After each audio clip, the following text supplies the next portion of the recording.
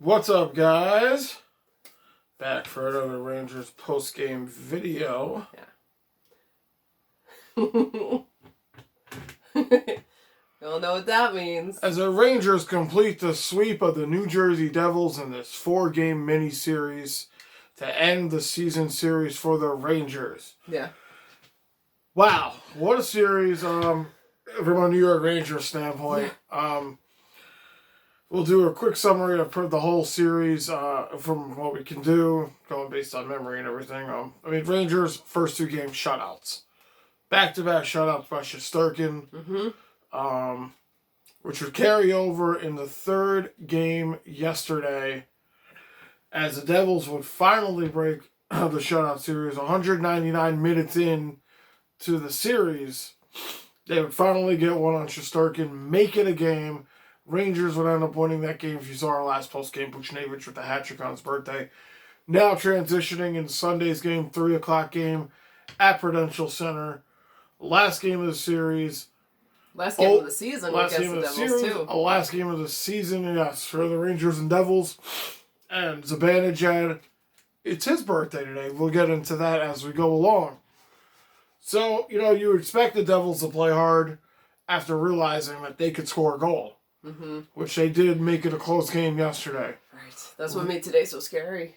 Yeah, because we knew that the Devils could score. Shesterkin out for this game, Georgiev in. Now, early in this game, Rangers go up 2-0. Goals from... trying to think who scored the goals. I don't remember. Kravtsov, Chris Kreider. Right. Kreider with a power play goal. Kravtsov, his first goal of the season. Officially, I've seen Kravtsov get a goal on a great takeaway. Howden gets it to Kravtsov for his first NHL goal.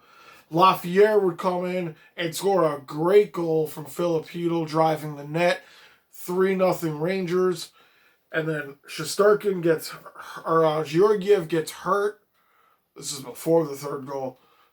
Georgiev hurt. Shesterkin comes in to relieve him. That was so scary, though.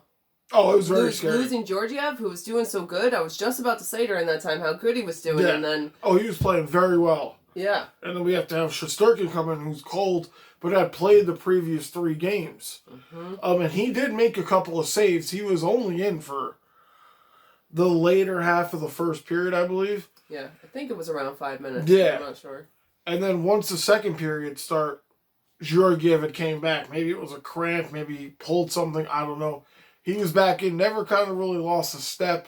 Yeah. Like I said, then Lafayette gets a 3-0 goal.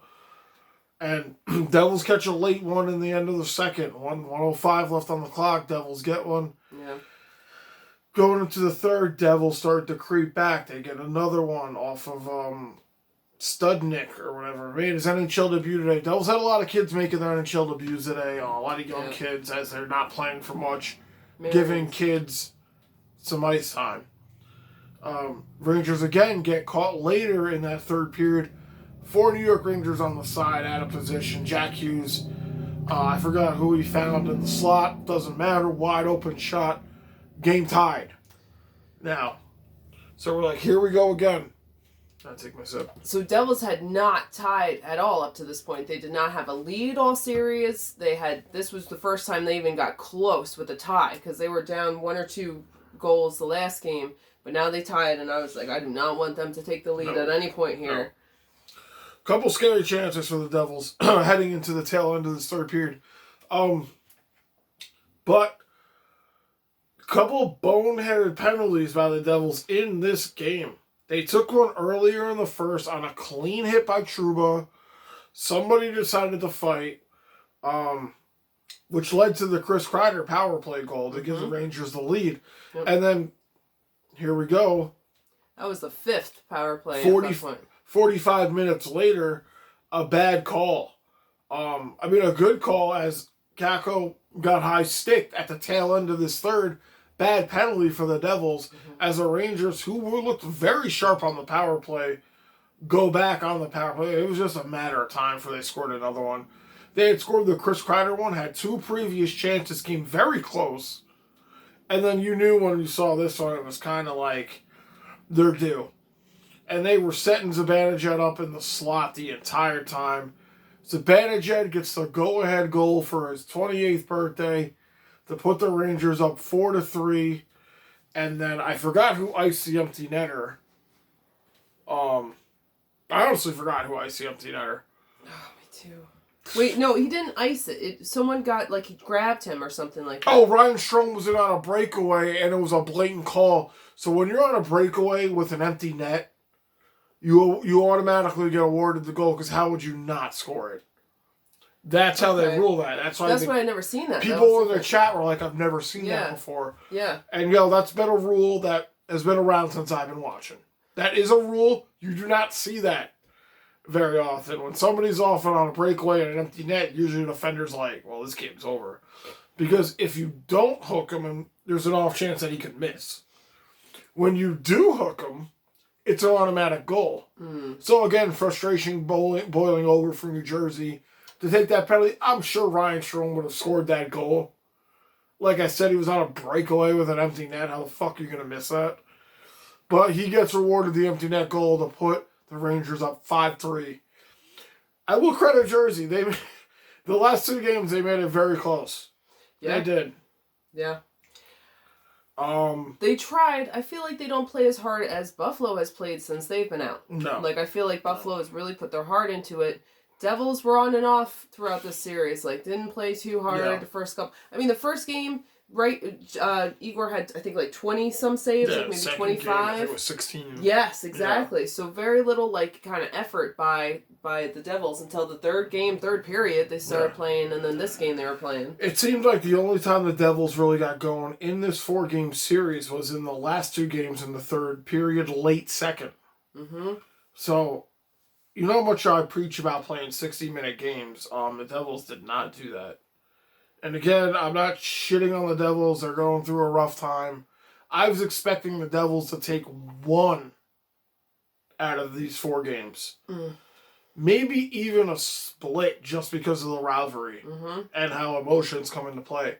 Emotions did come into play, and they worked against New Jersey. New Jersey, numerous times in this series, tried to start fights, took bad penalties, and they paid for them. Yep. The Rangers, on the other hand, they did stay aggressive, but they kept their heads on a swivel. They know what they're playing for. Now, Boston and the Islanders, Boston won all those games. The Islanders didn't do much work for us.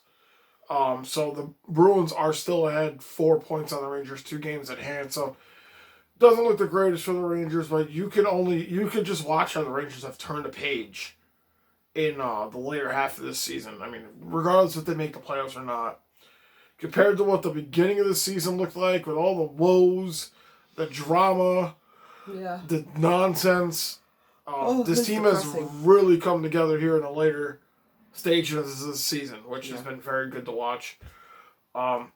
So, like I said, we'll leave it at that. Rangers play the Islanders on Tuesday, which should be a whole different kind of can of worms here. As you face a team 4 times. I said this earlier, after 2 times, the teams start to hate each other. 4 times, I'm pretty sure that both the Rangers and the Devils are looking forward to moving on and facing other teams, especially the Devils. Rangers realize they need to continue this work. They have to translate what they did here in Jersey, which is a struggling team, and take the goods out of that, and to play the Islanders. That's gonna be a tough team. It really is. But other than that, Rangers complete the sweep. Yeah. And we look forward to seeing what happens there in the Rangers-Islanders series. Do you have anything there? Yeah. I was going to say something, but I forgot. But the Islanders, hopefully they're a little bit disheartened from losing to Boston when we play them. We got a single game, not any more than that, just 1 game against them. And also they have a lot of injuries right now. So now is maybe a good time for us to, I think they have I want to say 5 players injured. I might be totally wrong about this. I think someone said it in the chat, but I don't remember exactly, and I haven't verified it. But I know they have injured people, so good time for us to play them. Anders Lee and Clutterbuck, I know, are out. Oh, right. For the Islanders. I know there's a couple more, like you said. There was another one. I can't remember his name. But anyway, yeah. So hopefully that'll be good for us. And Devils are probably going to be scary in the future, but I'm glad we're done with them for this year. Yeah. Yeah. We look forward to the next time we meet the Devils. Like I said, this is first time in history something like this happened. Yeah. 4-game series never happened before, and obviously it's because of the division and COVID and all that shit. But it was fun to watch. It was. And it was even funner when your team sweeps the other team. Yeah. And last thing you already said, but the great things about it, 2 back-to-back shutouts for Igor, which he didn't have any shutouts before this series, and also the first goal for Kratzov, birthday hat trick for Kreider, which for Buchnevich, which I think is the first time for the Rangers having that. And his first hat trick as an NHL player. That's it, yeah. Mm-hmm. And Zibby's birthday goal. And also on a side note, Panarin had an amazing series against New Jersey Devils. I forgot what the stats were. You'd expect Panarin to have an amazing series because that's fucking what Panarin does. Yeah. I mean, it's almost like, Panarin had a good game. Okay, well, what else happens? Right. That's how consistent Panarin is. He is now just behind Connor McDavid in the NHL in points. Yes, I said Connor McDavid. Connor McJesus, this guy. All right? Panarin right behind him. I personally think Panarin is a better player than Connor McDavid. And yes, if you want to blow up me for saying that, it is what it is. I don't think the Oilers are nearly as good a team as the Rangers unless you take out McDavid and Draisaitl and you take out Panarin and Zibanejad from the Rangers. The Rangers could definitely beat the Oilers if you want to talk about that 1-2 punch. That's all they got. Rangers have tons of people who can contribute goals. That's all the Oilers got. And that is it. I don't care if you're Canadian or not. I will fight you to the grave on that one, man. I've watched a lot of highlights. I specifically watched the Oiler highlights. If they don't score, there's like a 10% chance that the Oilers are going to not win that game. Or win that game. However I phrase that. I phrase that right? If they don't have the players, they're not going to win. If they don't have the players, they're not going to win. 10% chance. So, I was arguing with somebody earlier about the Oilers and the Rangers. I'm like, yeah, you could take Zibanejad was virtually invisible the first half of the season, right. And Panarin was gone, right. And the Rangers were still winning games.